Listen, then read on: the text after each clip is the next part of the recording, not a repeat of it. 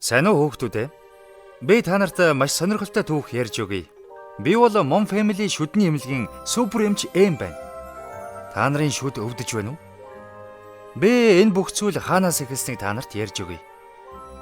Би та нар шиг баг байхдаа нэг зүйлийг маш сайн мэдэрсэн. Шүд өвдөх ямар хэцүүг. Хичээл амарсан зуны амралт дуусах гэж байсан үе. Би 5 настай хөдөө өвөө эмээ дээрээ очиж амраад найзуудтайгаа гүйж тоглоод инээж хөхрөөд л өдөр бүр жаргалтай сайхан байлаа. Гэтэл нэг орой миний шүд тэсхийн аргагүй өвдөж эхэлсэн. Анхудаа шүд өвдөх хэцүү байдаг шүү, тийм ээ хүүхдүүд ээ. Тэр өвдөлт нэгэн том мөрөөдлийн минь эхлэл болсон юм. Эмээ минь хэлэхдээ өнөөдөр тесттэй хөөмн маргааш сумын эмчид очно гэж надад амласан юм.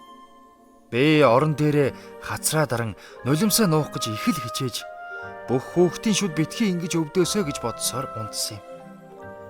Гэтэл тэр шөнө бүх зүйл өөрөөр эргэлээ. Би гайхамшигтай бодит зүү зүүдэлсэн.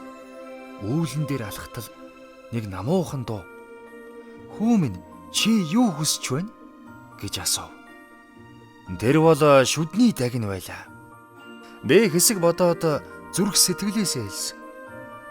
Хүн бүрийн шүд дахиж хизээч өвдөхгүй байгаасаа гэж хүсэж байна.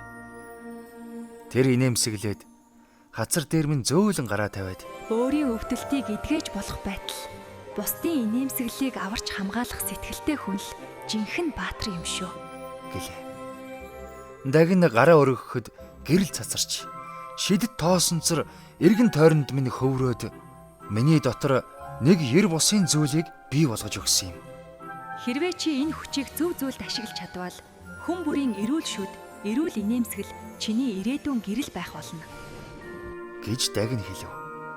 Өглөө босоход өчигдрийн аимшигтай өвдөлт намджээ. Тэр мөчид би өөртөө андгаалав. Би заавал шүдний эмч болох болно. Одоо би тэр мөрөөдлөө биелүүлж байна. Би эмч болсон. Mom Family Dental Clinic эрүүл инээмсэглэл эхэлдэг газар. Дараагийн ангид би хэрхэн эмч болж эмнэлэгт ажилдаа орсон бас шүдээ хамгаалах супер хүчээ яаж зөв ашиглаж эхэлснээ ярив. Хүүхдүүд ээ, хамтдаа эрүүл инээмсэглэлээ хамгаалцгаая.